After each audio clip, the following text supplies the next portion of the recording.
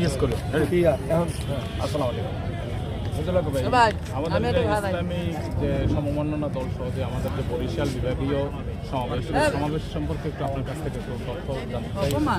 আগামীকালকের এই সমাবেশ প্রমাণ হবে যে বাংলাদেশের ডানপন্থী ইসলামপন্থী রাজনৈতিক দল এবং দেশপ্রেমিক রাজনৈতিক দল প্রমাণ করবে যে বাংলাদেশটা আর কখনো কারো করদ্রাজ্যে পরিণত হবে না। ঐক্যবদ্ধভাবে বাংলাদেশ বিনির্মাণ করবে এবং এই বাংলাদেশের সৎ রাজনীতিবিদরা দেশটাকে শাসন করবে, এটা বাংলাদেশের মানুষের প্রত্যাশা। এবং সেই প্রত্যাশা পূরণের স্বার্থে এদেশের সকল দেশপ্রেমিক রাজনৈতিক দল আগামীকালকের এই মাঠে ঐক্যবদ্ধভাবে তারা ঘোষণা দিবেন এবং তারা থাকবেন।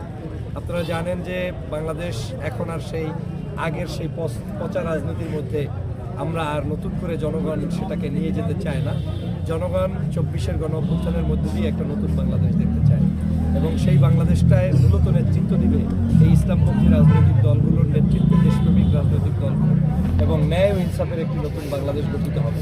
আপনারা জানেন জামাত ইসলামের আমির ডাক্তার শফিকুর রহমান সাহেব, চরমনায়ের পীর সাহেব হুজুর সহ ইসলামী আন্দোলন বাংলাদেশ, এরপরে আপনার খেলাফত মজলিসে আল্লামা মামুনুল হক সাহেব সহ বাংলাদেশের ম্যাক্সিমাম রাজনৈতিক দল যারা দেশকে ভালোবাসে তারা কিন্তু ঐক্যবদ্ধ হয়ে গিয়েছে।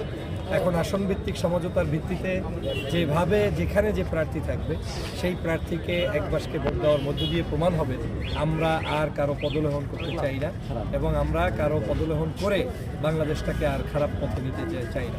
তো সেই জায়গা থেকে কালকে দেখবেন প্রমাণ হয়ে যাবে। এই মাঠ কানায় কানায় পরিপূর্ণই শুধুমাত্র হবে না, এই শহরের অলিতে গলিতে লক্ষ লক্ষ মানুষের পদচারণায় মুখরিত হবে এবং বরিশালবাসী প্রমাণ করবে বরিশালের নগরী হচ্ছে ধর্মের নগরী, বরিশালের নগরী হচ্ছে হিন্দু মুসলমান বৌদ্ধ খ্রিস্টান ঐক্যবদ্ধভাবে থাকার একটি নগরী, বরিশালের নগরী হচ্ছে একটি আদর্শ সমাজ বিনির্মাণের প্রতিচ্ছবি।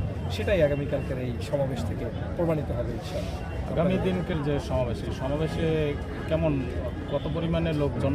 এর পরিমাণ দিয়ে আসলে মাপা যাবে না, এটা আনলিমিটেড মানুষ হবে, যেটা বরিশালের ইতিহাসে হয়তো আপনি দেখেন। আমরা শুনেছি যে 10 লক্ষ মানুষ। এটা মানে কম বেশি যেটাই হবে সেটা বরিশালে হয়তো বিগত দিনে হয়নি। এরকম মানুষের সংখ্যাই এখানে আসবে ইনশাআল্লাহ।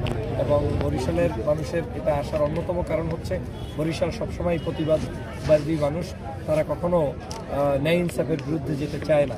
বিগত দিনে অনেক জুলুম নির্যাতন অত্যাচারের শিকার হয়েছে এই অঞ্চলের মানুষরা এবং এই অঞ্চল হচ্ছে আলেম ওলামার একটি পুণ্যভূমি। একদিকে চরমনায়ের পীর সাহেব, অন্যদিকে আল্লামা দেলোয়ার হোসেন সাইদি সাহেব, একদিকে সারসিনা আর একদিকে নেসারাবাদ।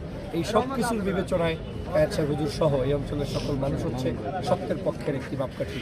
সেই কারণে আমি মনে করি এই অঞ্চলের মানুষদের একটি নতুন করে পদচারণায় মুখরিত হবে আগামীকালকের বাংলাদেশ। দেখবে যে আমাদের এই বরিশাল থেকে কী পরিমাণ মানুষ সাড়া দিয়েছে ন্যায় ও ইনসাফের পক্ষে ইনশাআল্লাহ। কিরকম প্রস্তুতি দেখলেন সেই দিকে?